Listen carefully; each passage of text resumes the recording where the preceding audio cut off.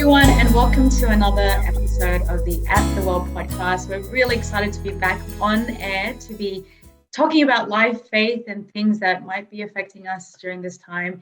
Really excited about who we have on today, our special guest, Chantelle Ogilvie-Ellis. And in a moment, you will learn a little bit more about her.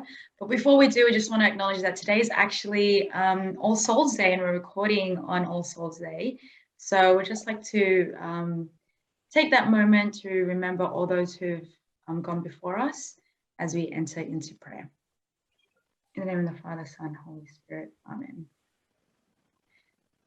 Eternal rest grant unto them, O Lord, and let perpetual light shine upon them. May their souls and all the souls of the faithful departed, through the mercy of God, rest in peace. Amen. In the name of the Father, Son, Holy Spirit, Amen. So welcome again to Joy and Chantelle. We actually know each other, which is a really cool way of entering into this conversation. So it doesn't, you might see that it's a little less awkward, perhaps. We hope. We hope. But why don't we get started on sharing a little bit of, what's new, what's been happening in our lives at the moment. Joy, would you like to go first?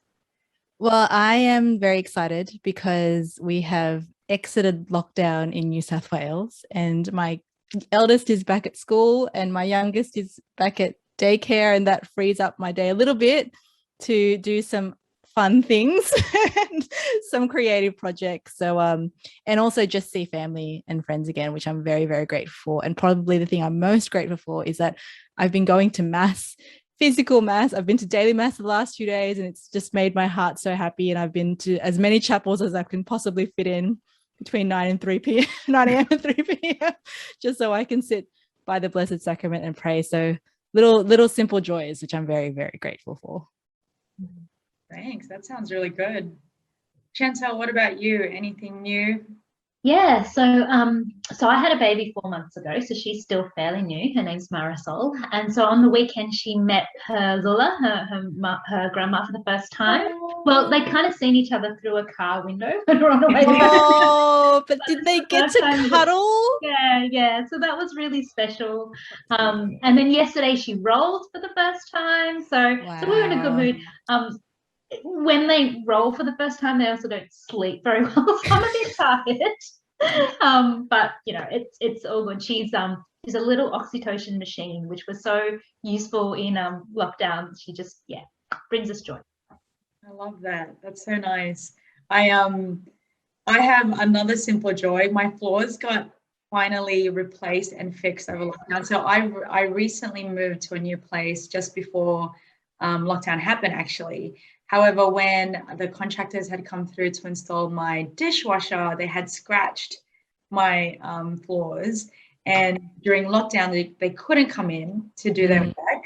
So I've been just waiting. And it finally got done a few days ago. So then I was able to ask some friends to help me build furniture. So I'm no longer sleeping with a mattress on the floor. It's now, it's on a bed frame. I'm no longer having a bit of a picnic on my balcony on a towel. I'm on the dining table. So all these little things are just, I think, little joys that I see the light, because this week I'm also getting my lounge. So so now you can feel like you've truly moved in. Yes, and not just sort of like a squatter, You're on a farm. Love it.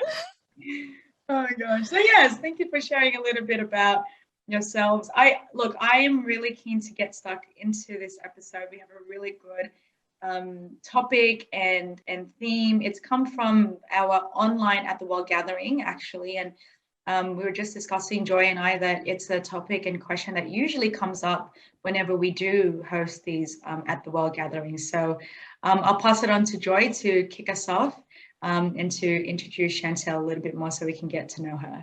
Awesome. Thanks, Qwayne. So one of the questions we get so often, and not always at the events, but, from young people who are messaging us as they listen to this podcast, is how they can practice their faith and confidently stand up as women of God and identify as women of God, especially in a society or in an environment where you know, the people they might be around are non-understanding or actively hostile towards Catholics. And it's a tricky one, because if you've grown up in a Catholic household, or if you've gone to a Catholic school, or you've been in a community that really relishes and celebrates faith, it can be really daunting and difficult to then, you know, come across people who don't understand, are not interested in understanding, and are actually trying to fight you in a way, and can be quite antagonistic, and it can be hard to do that. And so as we were talking about this, Qwayne and I had a chat a couple of weeks ago, and I thought, for some reason, Chantelle popped into my head.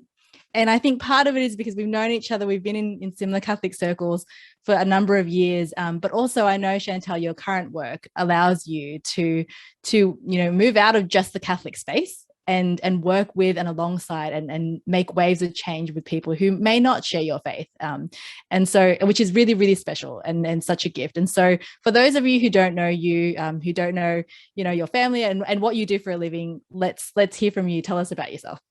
Sure. So my name is Chantelle. I'm married. My husband's name is Evan.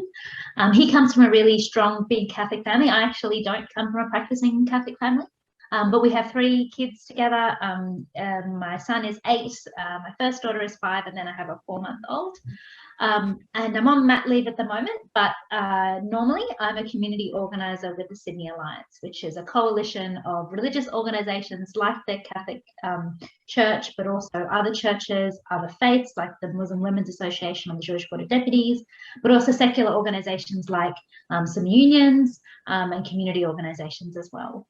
And I live at Emu Plains, and Our Lady of the Way parish is my parish. Amazing. So what was it that got you involved in the work that you do right now, and what do you love most about it? What is it that, you know, you're so passionate about? I know you've been away from it for a couple of months, but it would be great to hear what it is that you do and why you enjoy it. Yeah, sure.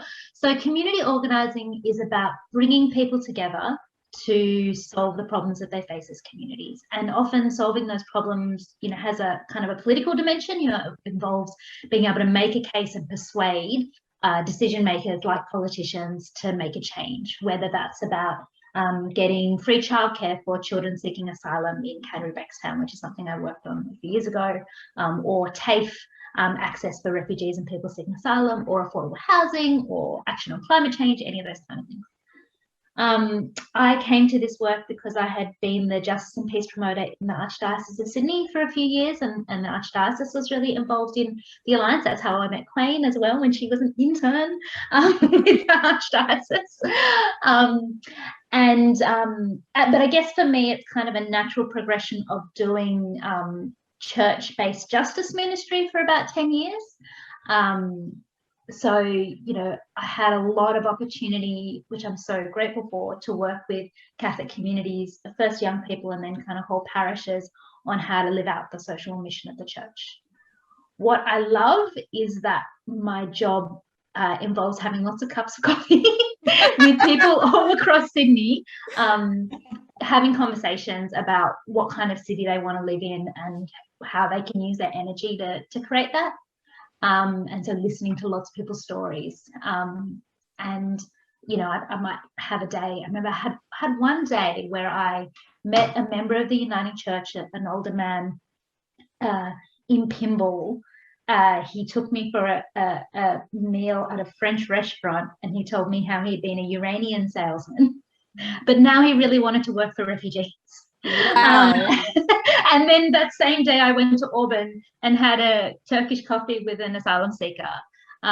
So, you know, there's incredible diversity in our city, and I get to experience it all. And also the other thing I love the most, the bit where I feel most fulfilled, is seeing people's leadership grow and people do things they didn't think they could do, like, you know, tell their story to a politician. Yeah, it's great. I really enjoy it.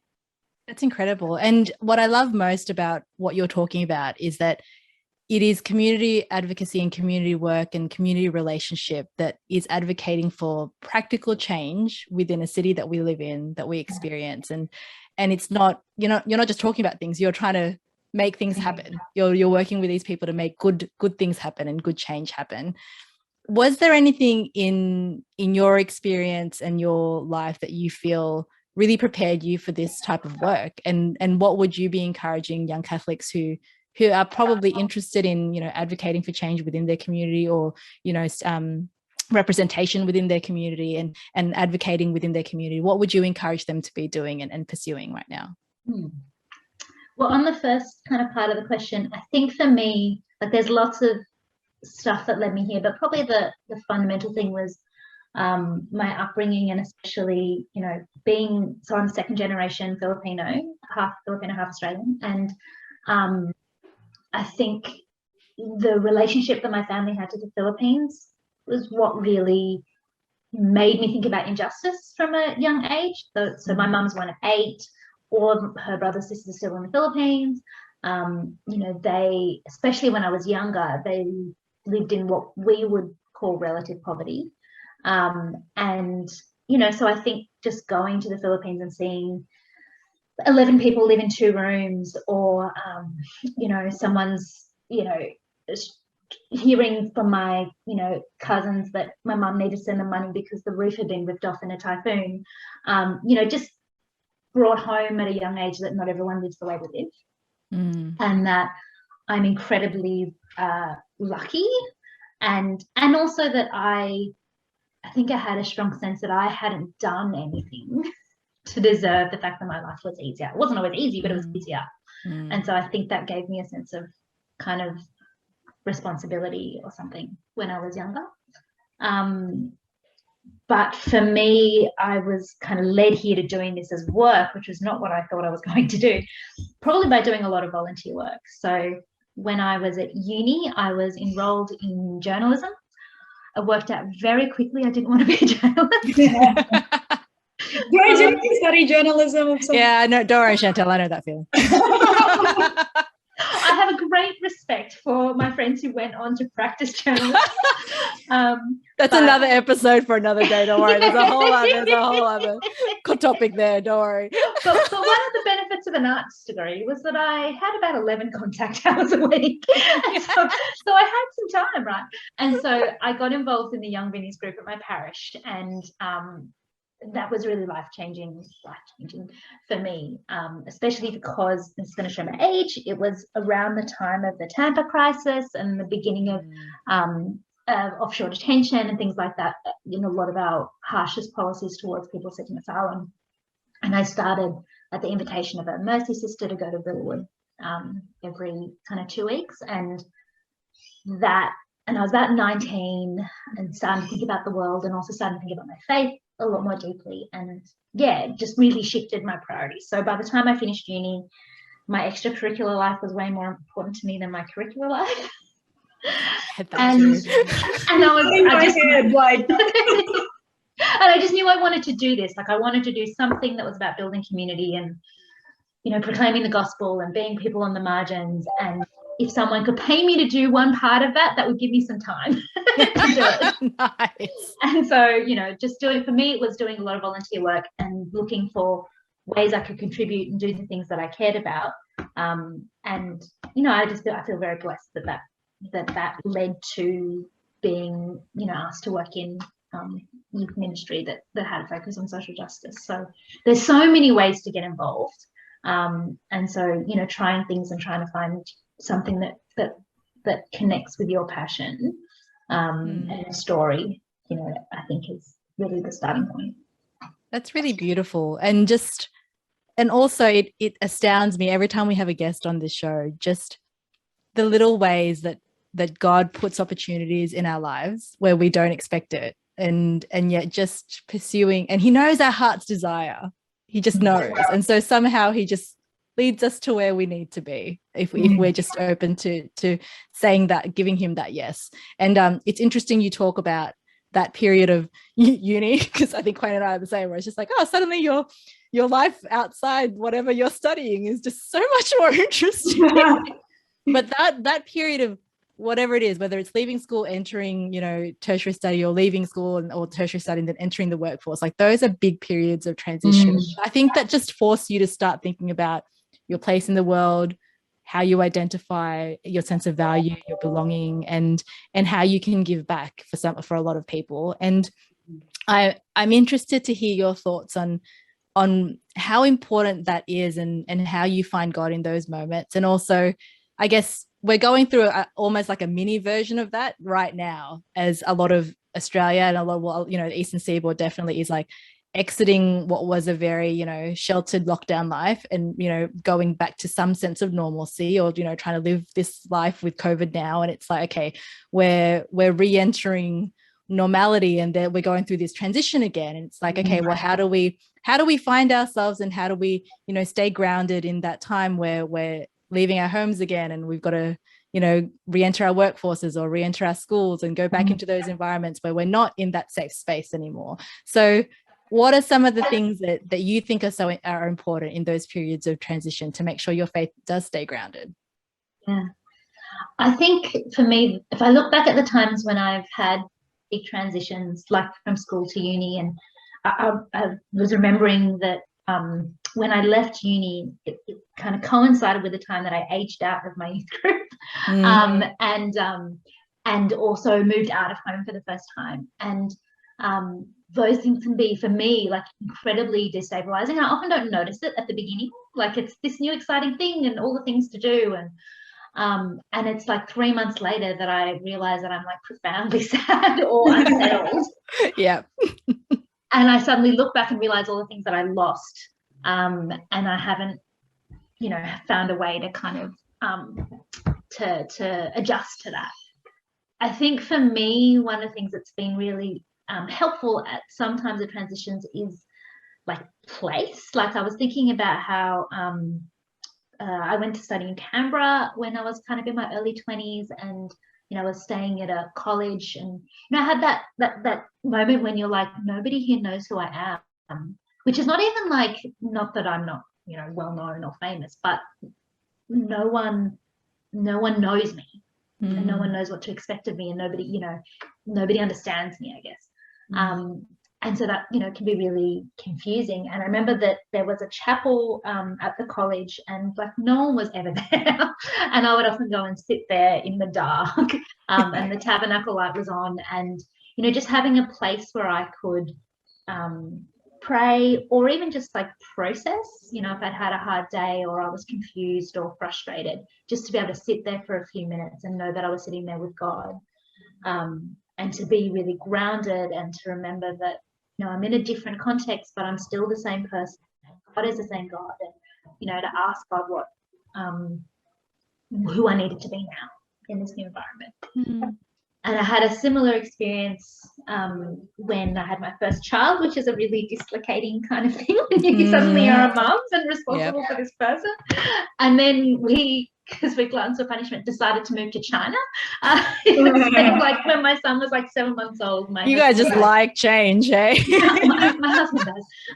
So my husband was studying Mandarin, and so we moved to China for 5 months. And, you know, I couldn't go to mass because it was 6 hours away from the town, the city we were in. And, you know, I didn't have work, and I didn't have community, all of these things that like made me who I was. And, you know, again, I was like really, like it was a beautiful time in China, but parts of it were really hard for those reasons. And I ended up starting a little Facebook group where I could kind of share my reflections about being Christian in China. And I shared it with some of my friends. And again, it was this space, like a virtual space, but this space where I could process what was going on, because so much was going on. And I think for this time coming out of lockdown, you know, it's really easy, I'm totally guilty of this, to have all of these things happen to us, and then to just move on to the next thing and not have processed any of it. And so, you know, making some space to reflect and to see, what did this mean? What do I want to take away from this? And how has this made me feel? And where was God in it? I think is really important. And for me, because I'm bad at making that time, having a space to remind me to make that time really helps. Yeah. That's really powerful. I think that those two things struck me there.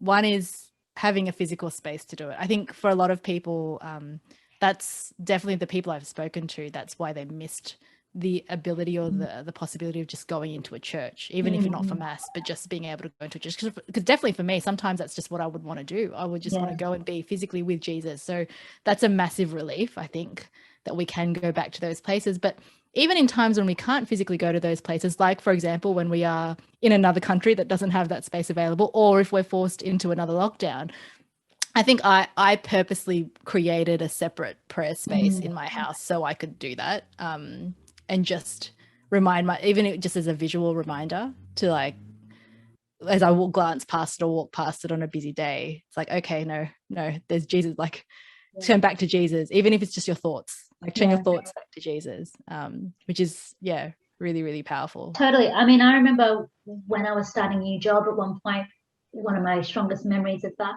time was that, like, I was, flatting with a flatmate, and like I just had a little room, and I had, like, I think it was a cardboard box with a sarong on it in the corner. I love it. like a photocopy of an icon, like blue tacked to the wall. Yeah. But like, just having that, was a constant reminder to pray. Even if I didn't do it every day, it was there, and it called me to.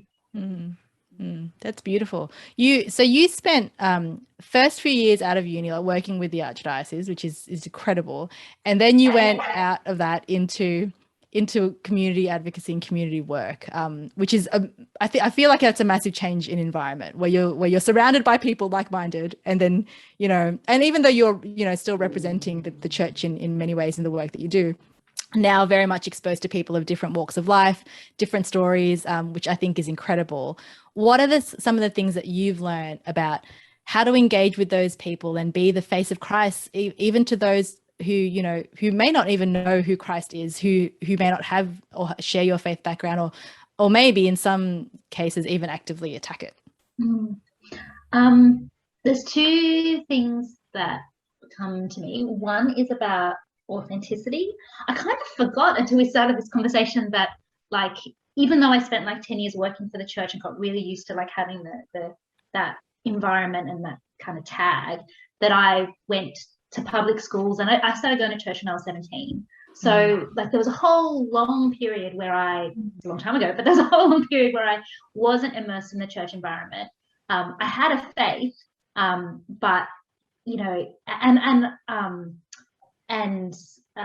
that was really important to me, but it couldn't be taken for granted. And so I had, friends who called me church girl. I wore a scapular.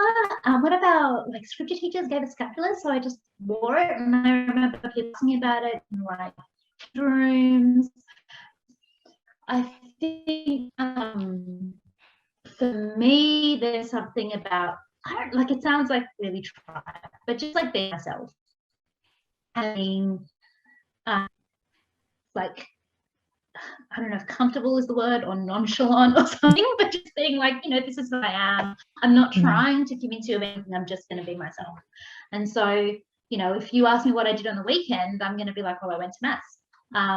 And, if my faith genuinely shapes who I am and what I do and what's important to me, then people will notice it without me even really having to push.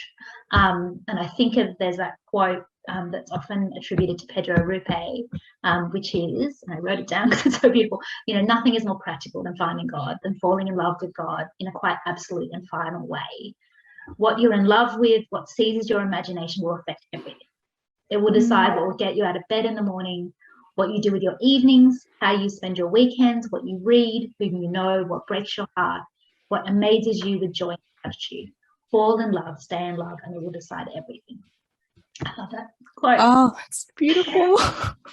And I just feel like if you, like, obviously it's aspirational. I don't feel like I'm in that all the time, but if I strive for that, then, like, the only way that people would not know that I was Christian is if I was actively hiding it, right? Because it would just come up. So there's something about being myself and then expecting everyone else to be themselves as well. And I think the other thing that I've learned, particularly from this work, is about I think I now think that curiosity is a really important part of love. So, in the kind of community organizing we do, there's a tool called a relational meeting, which is a one-to-one conversation, where you're asking people what drives them. And so you're using that tool to build a relationship, to understand each other, and then to see if you have something in common that you want to work together on. And so a lot of my work is, if I sit down with a priest, it's, Father, I'm really interested in what made you decide to become a priest. But if I'm sitting down with a union leader, I'll be like, well, what made you decide to join your union, or a social worker, and that those conversations really have to start with being curious about the other person. And it's really hard to demonize someone when you're curious about them, when you want to understand them. And it doesn't mean we have to agree on everything or become the same person, but it's just genuinely being interested in how they got to be the person they are. And I'm really lucky that while the Alliance is super diverse, this tradition of community organizing really came out of, it's interesting, it was instigated by an atheist secular Jew in the United States in the 1930s, but worked hugely with churches. And so a lot of the thinking about it has come out of churches. And we read one article years ago that talked about these kinds of conversations in community organizing as chasing the spirit. And so for me as a Catholic, I think, like, when I have the opportunity to be with someone who is so different to me often, I'm trying to find out how has the spirit moved in their life, even though they don't use those words, and they would, they might even balk at the idea. But like, just being fascinated by how someone has come to be the person that they are and why they're doing the things they do. And then at the very least, I can kind of respect them as a human being, even if we come to different, conclusions about some things.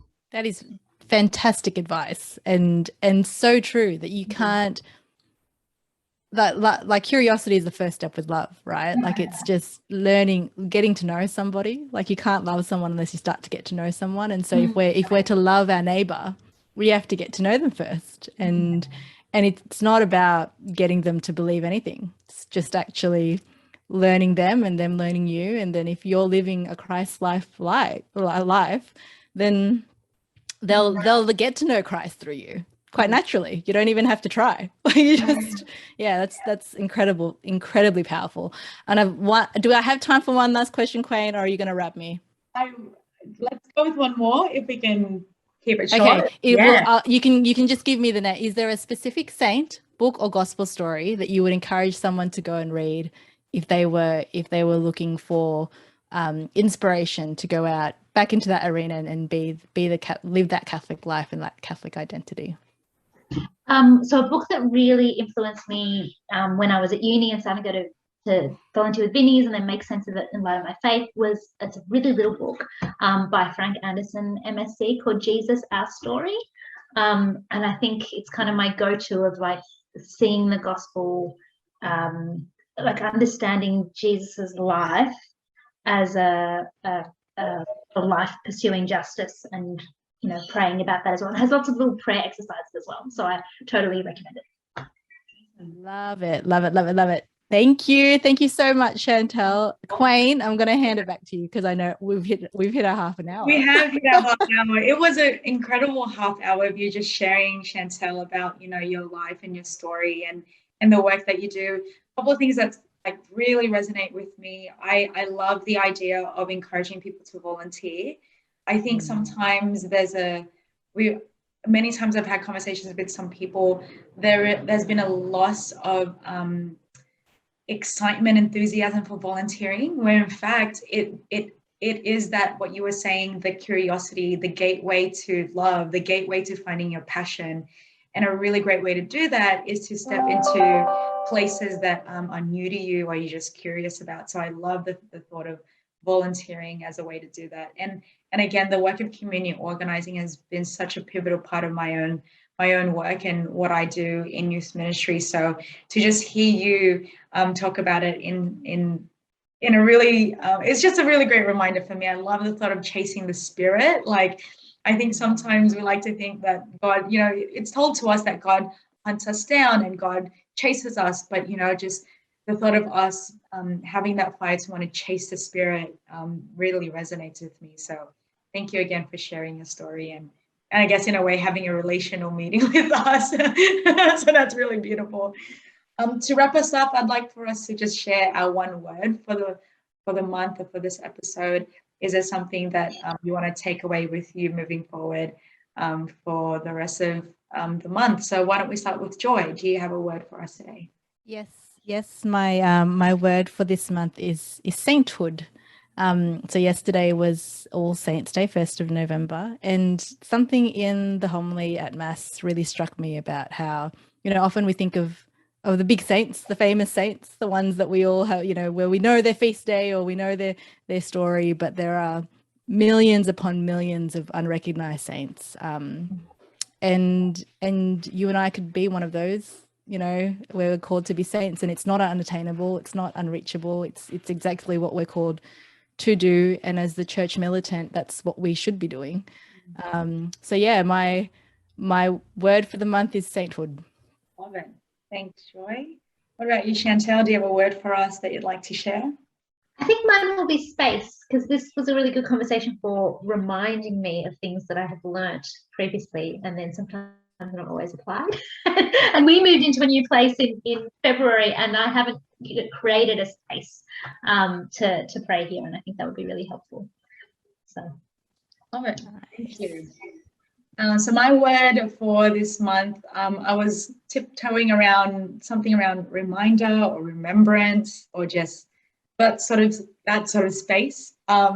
Just going back into a couple of things that I've been thinking about and really hoping that I can be reminded of God's love and my purpose in life. So that's where I'm at. Beautiful. Well, thank you again, Chantelle and Joy. Thank you. We are inviting you to share this episode through your channels. I think there's some really great gems in there. Hopefully we might see you face to face, Chantelle. I don't think this will be the last time that we connect. So thank you again for taking some time out of your life as a mum of a newborn, or just out of newborn, and speaking with us today. Thank you so much. I really love speaking to you both. All right, God bless everyone, and see you all very soon.